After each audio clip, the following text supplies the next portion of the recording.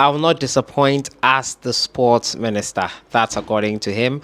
Mr. Kofi Adams spoke at his vetting, and he made some points. First of all, about sports infrastructure development. He spoke also about the pension scheme he has in plans for players in the Ghana Premier League, how to make the league more attractive, and has some couple of things in between. We'll have a listen and we'll talk about a summary of what he did at his vetting, what he said at his vetting today. The sports minister was vetted for just 35 minutes. Others were getting 4 hours. I guess the sports industry and the questions concerning the sports industry are not so pertinent. But it was an interesting day of vetting, which included the sports ministry, and we'll be looking at it today. We're also going to talk about Oduro Safo, an Exco member who has said that no one is going to pressure them into sacking Otto Addo. He made this revelation in an interview on radio and said that in the past they had listened and cowered to the pressure and sacked Milovan Rajabak, but this time they will not be forced to sack Otto Addo. We'll have a look at what he said in there extensively as usual. Subscribe if you haven't. Click on that notification bell to get more updates. So we know Otto Addo is under fire. His technical team has been composed. We've been called to support his new technical team, and we look forward to the World Cup qualifiers. Otto Addo too has been on tour speaking with Black Stars players. He has spoken with Alexander Djiku, took a picture with him, Thomas Partey, Mikel Arteta. He's been to Arsenal clearly last week, probably, and he's had dialogue and conversation with the players, looking to build consensus.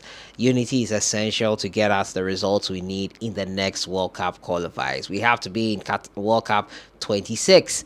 It's essential, it's pivotal, it's imperative Ghana gets there because we're not in the AFCON. That being said, Oduro Safo, a member of the Exco, has explained explicitly why they persisted with Otto Addo. According to him, in the past they have cowered to pressure from the public to sack managers. He has said that they will not be pressured into sacking Otto Addo, who has a mandate on his hands. Let's have a listen to what he had to say. Milovan took us to CAS, and then we were ordered to pay him. We paid him, and it was left with some $14. This man chased us for the $14. $14, yes. 1-4. Yes, he did. Not 1,400. He did $14. He did. I said someone in the CAS had or some much. I don't know much 14. Now, yeah. You know, so when Milo was sacked along that line, if you have listened to our tone, we were saying, Milo, we've seen a progressive progression of him from Cameroon. We've seen progression of him. And then they say, no, Munsaken. No, Munsaken.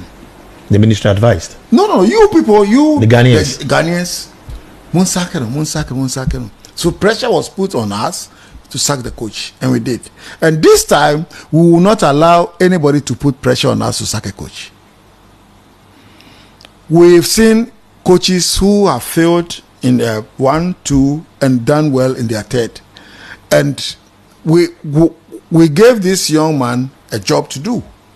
We gave him 2 jobs. One for AFCON, one for World Cup. The World Cup, yeah. And the guy is on the... he's failed one. So that is gone. The World Cup, where he is, and who should come and continue? How many months left? We have about 2 months. So who should come and continue? A new coach who doesn't know the players? Is that what you are saying? And then go and it's not going to be a new thing in football. For a new coach to pick a team. What we have been doing. It's not going to be a new thing. So if we are sacking Otto now, and we're bringing a new one, it's not going to be a new thing in football. That's what we have been doing, and we are not getting results. So but you said that most of our problems for the Blacks are not seeing the glory land. It's more or less like a spiritual. I said coaching, players, and spiritual. Combined. Okay. Yes. So you had Oduro Safo there talking about Otto Addo and not cowering to have him sacked. Yes, that's what he said. We are not going to cower to have Otto Addo sacked. It's quite interesting if you think about it. Otto Addo has not been the best of, well, he's not been the best. He's not been anywhere near the best, in my opinion. We've gotten a very poor qualification phase in the World African Cup of Nations qualifiers. We're back on track in the World Cup qualifiers thanks to him. I will not take that away from him. According to Oduro, when you heard him clearly there, Otto Addo'S has been given a mandate. His first one he did not do well with, so let him finish the second one. I don't believe in that. But Oduro says in the past, we have forced them to sack coaches, and this time no one is going to force us to sack Otto Addo. Well, that time might come. Otto Addo has to get us to the World Cup. If not, this job could really be over for him. Last time I introduced that he was earning less than the technical director. Essentially, probably the grounds are being laid to get Mr. Schaefer as the head coach. Your guess is as good as mine in that respect. But Otto Addo has to tread cautiously. This backing is contingent on him delivering on his mandate. He's not been able to deliver on one. Let's hope that he can deliver on the major one, which is the World Cup. Kofi Adams, the sports minister designate, had his chance with the appointments committee at his vetting today, and he says he will not disappoint. Now, the majority are very happy. I have been nominated. I will not disappoint Ghanaians. I won't disappoint President John Dramani Mahama, and I won't disappoint myself. He further pledged to prioritize the maintenance of the country's sporting facilities, stressing that none would be left to deteriorate to the point of it being unusable. We won't allow the facilities to deteriorate to the point that we will be banned from using them. We will improve our maintenance culture to ensure our facilities are always in good condition.